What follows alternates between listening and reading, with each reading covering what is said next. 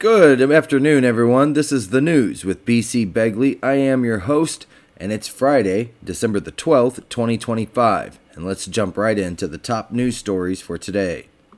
Tyler Robinson, the 22-year-old charged with killing political activist Charlie Kirk, made his first in-person court appearance as his attorneys pushed to limit media access. Judge Tony Graff is weighing Robinson's right to a fair trial against the public's interest in open proceedings, while prosecutors plan to seek the death penalty. Robinson appeared in court restrained in informal attire, with prior rules allowing him street clothes but prohibiting photos of his restraints. A coalition of news organizations and Kirk's widow are advocating for transparency in media access, arguing that public scrutiny safeguards the fairness of trials, The Guardian has reported. Robinson's legal team cites widespread pretrial publicity and misinformation, including digitally altered images, as reasons to restrict courtroom coverage.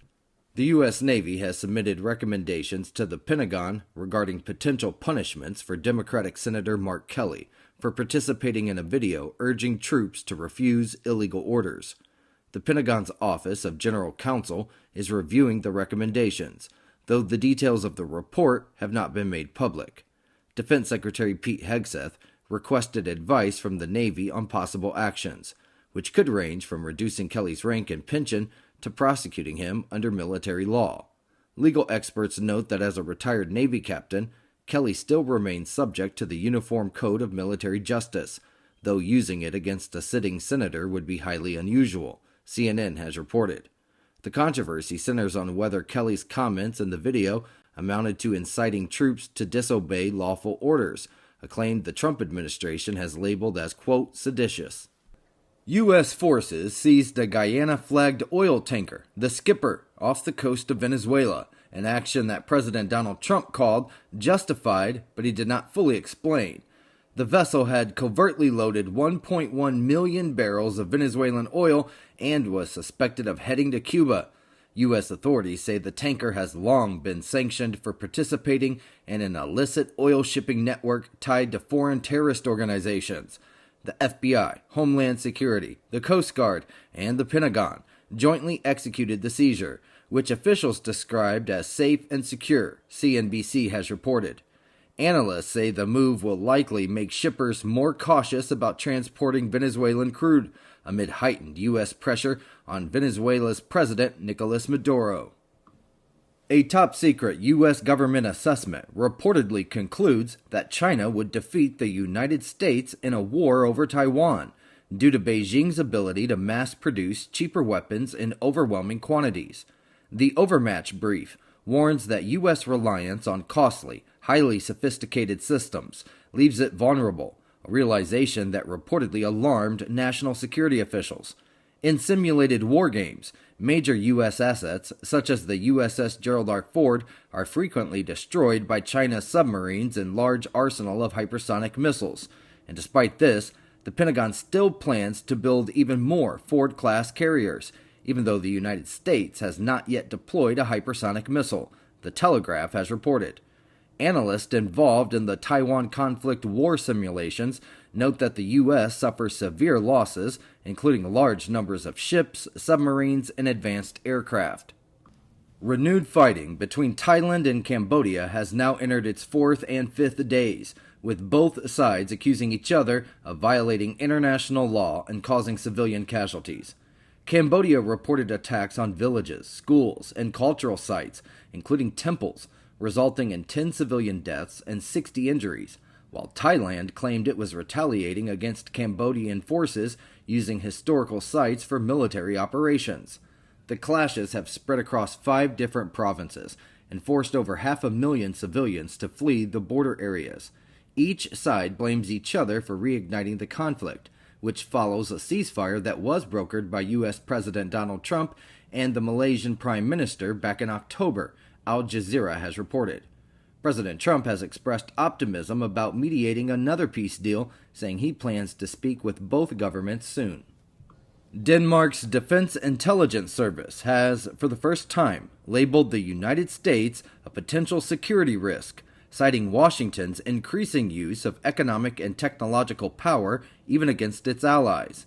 The agency says the United States' behavior is shifting amid heightened interest in Greenland, where great power rivalry in the Arctic is intensifying.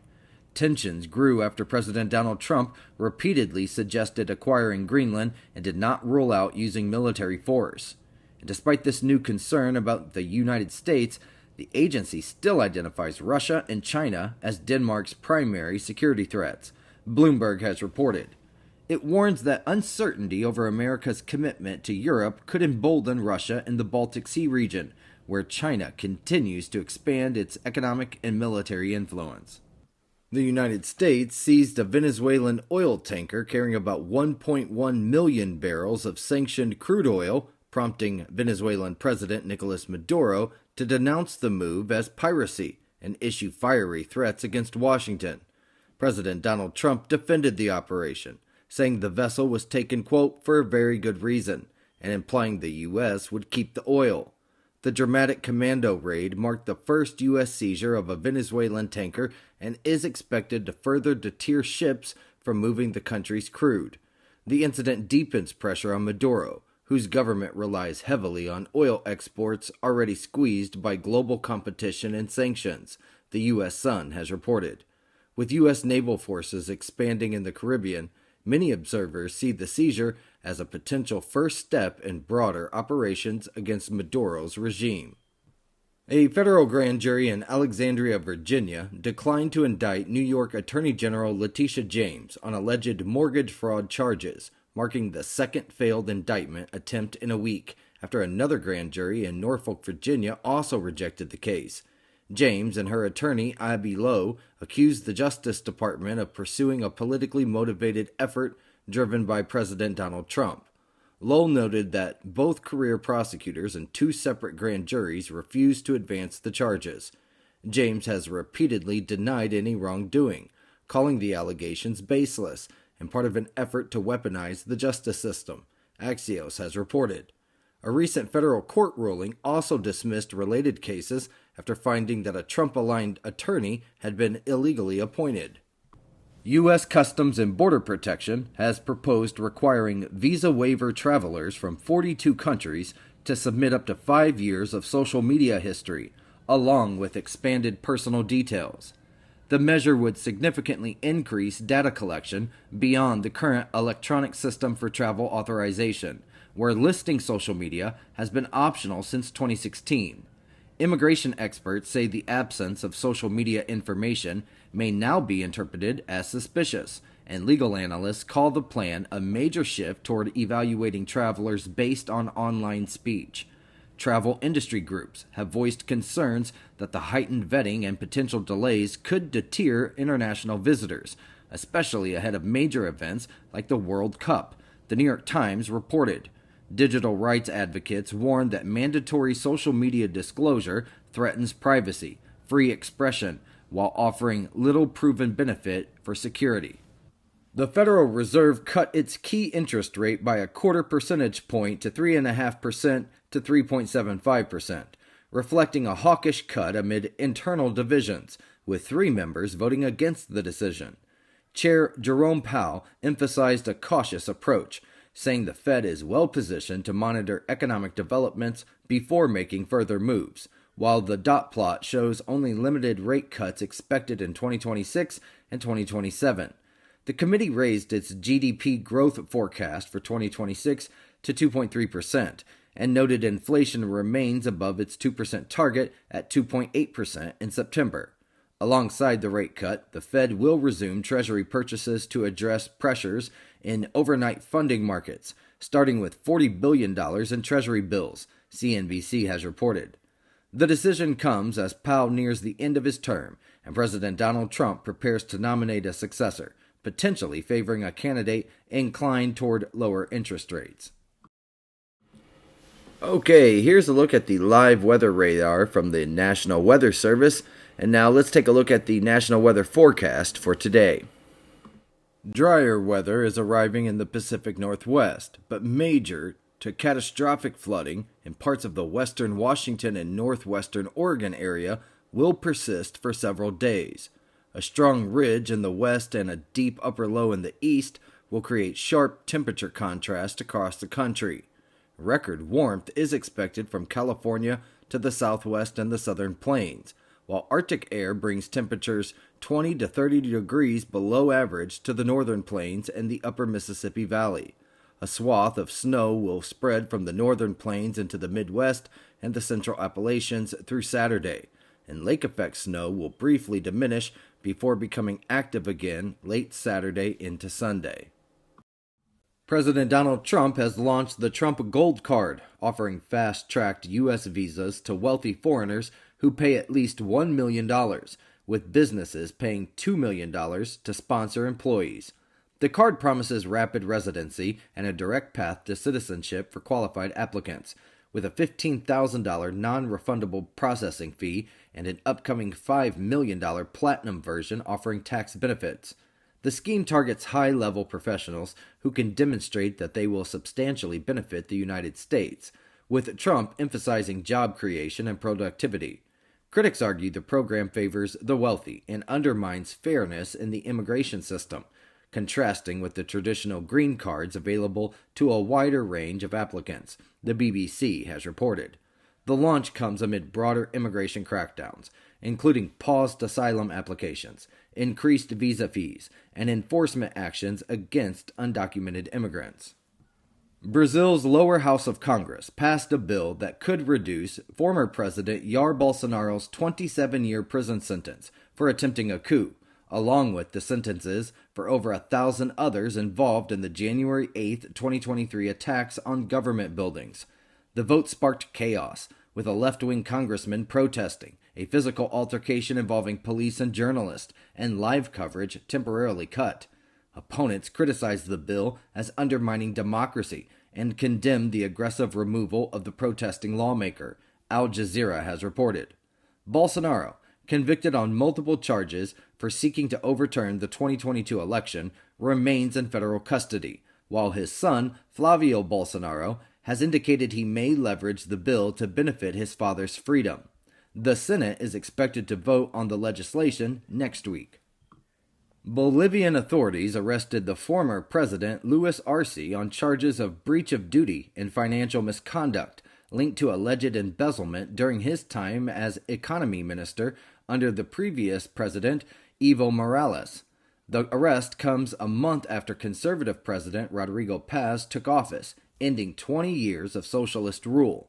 Officials said the move demonstrates the new government's commitment to combating corruption at the highest levels. Arce is being held at a special anti-corruption police unit in La Paz, the AP has reported. His allies argue the arrest is politically motivated and unjustified, highlighting ongoing polarization in the country.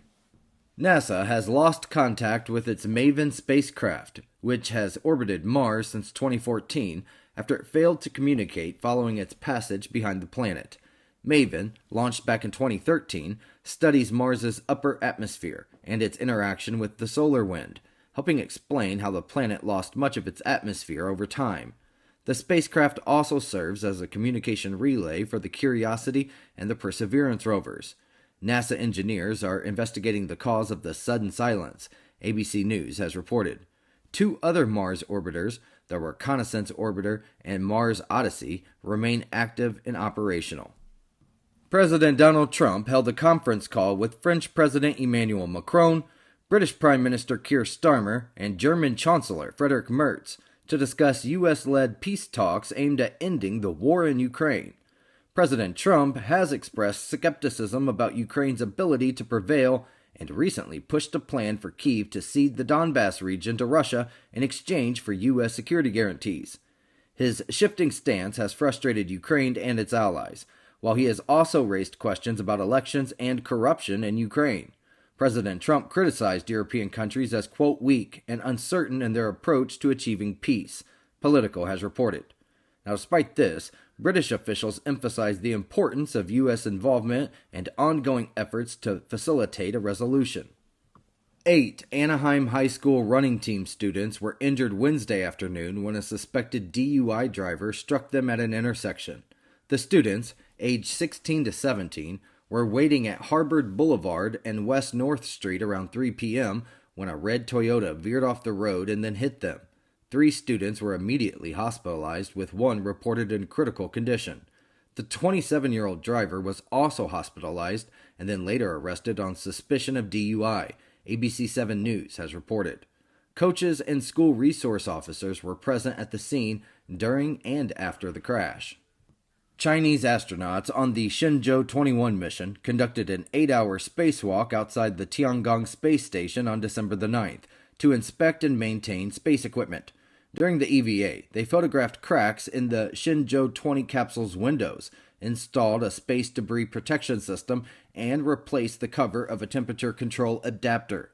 The damage to the Shenzhou 20 was caused by a space junk strike, making it unsafe for its crew to return back to Earth. As a result, the Shenzhou 20 crew returned aboard the Shenzhou 21, and the Shenzhou 22 was launched uncrewed to provide a future safe return, Space.com has reported. The spacewalk provided astronauts and officials with a close-up assessment of the capsule's condition, aiding plans to eventually bring Shenzhou 20 back home to Earth. A parent of a Kentucky State University student, 48-year-old Jacob Lee Bard, has been charged with murder after an on-campus shooting killed one student and critically injured another. The incident occurred on Tuesday at Whitney M. Young Jr. Hall in Frankfort, where Bard fired shots at the students, killing 19-year-old Dejon Fox and critically wounding a second student. Bard, from Evansville, Indiana, was arrested immediately by university police and faces murder and first-degree assault charges. Authorities have reviewed video footage from the scene but have not disclosed a motive or details leading up to the shooting, the AP has reported. This marks the second campus shooting in 4 months, prompting the university to assess additional safety measures for its roughly 2,200 students. A Florida man crashed a stolen BMW and told police he had been, quote, teleported into the vehicle, even referencing the X-Men and claiming that the police officer saved him from aliens. Police say Calvin Johnson, 36 years old, stole the unlocked 2018 BMW after finding the keys inside while the owner walked his dog at Ormond Beach's Centennial Park. He then drove over 100 miles per hour before crashing in a single vehicle accident, after which passing motorists pulled him from the wreck.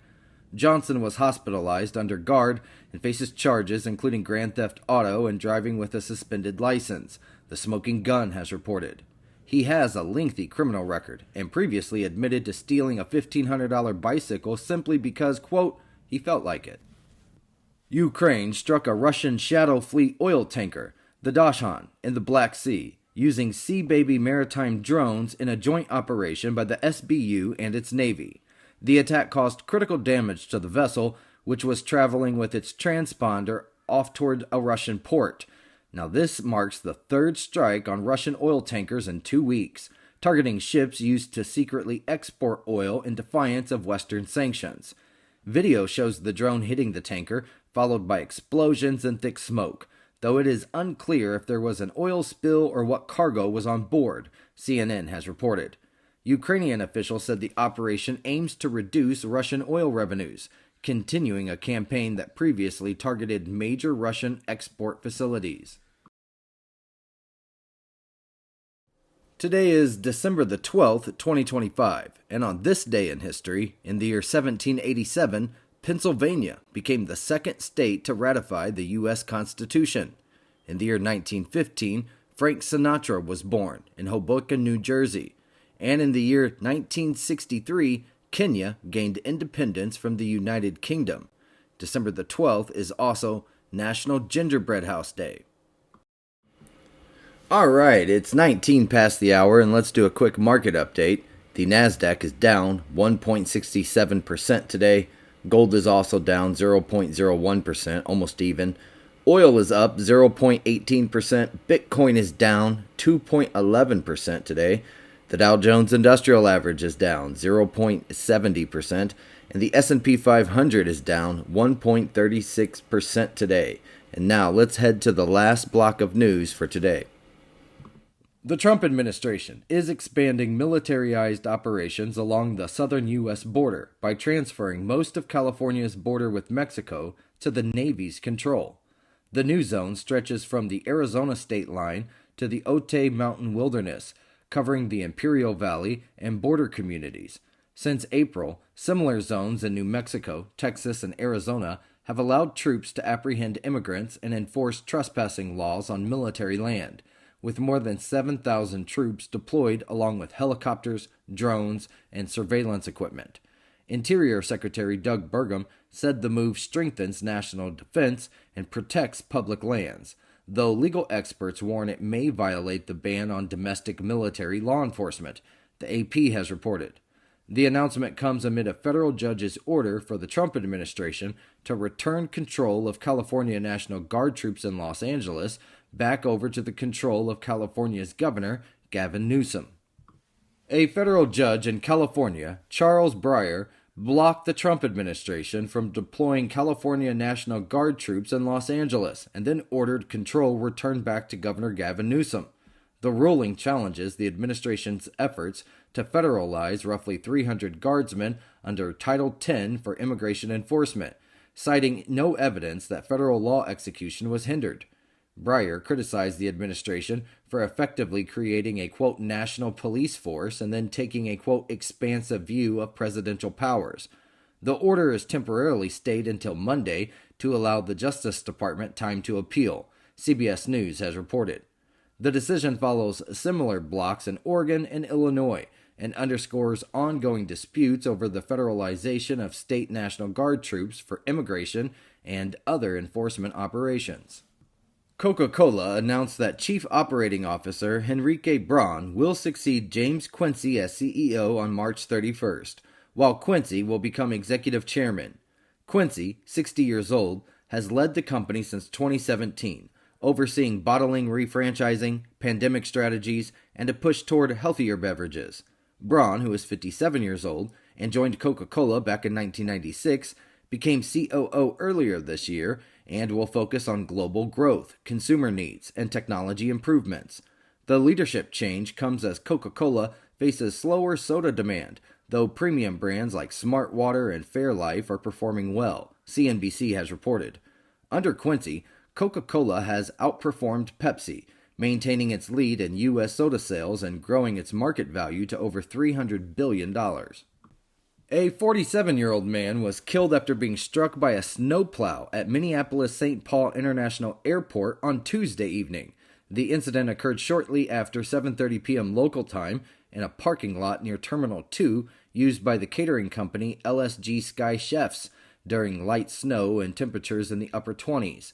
The victim's identity has not yet been released, and the Minnesota State Patrol is assisting with the investigation. The crash contributed to delays for over 200 flights at the airport, ABC News has reported. In response to the weather, Minneapolis declared a snow emergency on Wednesday, banning certain street parking to aid plow operations and emergency access. A federal judge in New York, Richard Berman, granted the Justice Department's request to unseal grand jury records from Jeffrey Epstein's 2019 sex trafficking case. The decision follows last month's passage of the Epstein Files Transparency Act, which requires the DOJ to release all records related to Epstein while protecting victims' identities and sensitive information. Berman emphasized that disclosure must not compromise the privacy or the safety of sexual abuse survivors, and cited the law's clear instructions on withholding personal and medical files. Epstein, who died by suicide back in 2019 while awaiting trial, has been at the center of numerous investigations and conspiracy theories, NBC News has reported. The timing for the release of the material still remains unclear, though similar grand jury records for Ghislaine Maxwell were ordered released the day prior. Oracle shares dropped 11% in extended trading after the company reported quarterly revenue below expectations, despite strong demand for its AI infrastructure. The company posted $16.87 billion in revenue, which is up 14% year over year, with cloud revenue reaching $7.98 billion and cloud infrastructure up 68%, but software revenue fell 3%, missing estimates. Oracle's remaining performance obligations soared 438% to $523 billion, boosted by commitments from major clients including Meta and NVIDIA. Investors are concerned about rising debt and $50 billion in expected capital expenditures for AI buildouts, though Oracle says it plans to maintain its investment-grade rating and raise less money than analysts expect, CNBC has reported. Ukraine provided the Trump administration with a detailed point-by-point response to the latest draft of the U.S. 20-point peace plan on Wednesday. The plan, which includes significant territorial concessions, has put pressure on Ukrainian President Volodymyr Zelensky to act quickly. Zelensky's advisor sent the response to Jared Kushner after consultations with European allies, including France, Germany, and the United Kingdom, proposing amendments to make the plan more workable. Key sticking points addressed include territorial issues and the Zaporizhzhia nuclear power plant, Axios has reported. Residents in western Washington began evacuating Wednesday as an atmospheric river brought heavy rains, swelling rivers toward record levels, and threatening catastrophic flooding. The Skagit River, which runs through Mount Vernon and the agricultural valley north of Seattle, is expected to crest at 47 feet on Thursday and 41 feet in Mount Vernon on Friday, potentially surpassing flood walls and levees. Washington's Governor Bob Ferguson declared a statewide emergency, warning that up to 100,000 residents could face evacuation orders, while the National Weather Service forecast 18 major and 15 moderate floods statewide. Hundreds of Washington National Guard members were deployed to assist, and authorities closed portions of US 2 and Interstate 90 due to landslides and debris, CBS News has reported. Residents and businesses stocked sandbags, moved belongings to higher ground, and braced for additional storms expected later in the week. SpaceX launched a new batch of 27 Starlink satellites early on Wednesday, marking the company's 160th Falcon 9 flight of 2025. The launch took place at 6:40 a.m. Eastern Standard Time from Vandenberg Space Force Base, with the satellites deployed into low Earth orbit just over an hour later. The Falcon 9 first stage completed its 18th flight, landing safely on the drone ship Of Course I Still Love You, which was in the Pacific Ocean. The Starlink constellation now exceeds 9,000 operational satellites, including more than 3,000 launched this year, providing internet access worldwide and enabling in-flight Wi-Fi and cell-to-satellite services, Space.com has reported. This was SpaceX's 165th launch of 2025 and the 605th mission in the company's entire history. Okay, everybody, that is our show for today. I hope you all have enjoyed it. I will see everybody on Monday at 12 noon Eastern Standard Time for another episode of The News with B.C. Begley. And until then, I hope everybody has an awesome weekend. Later.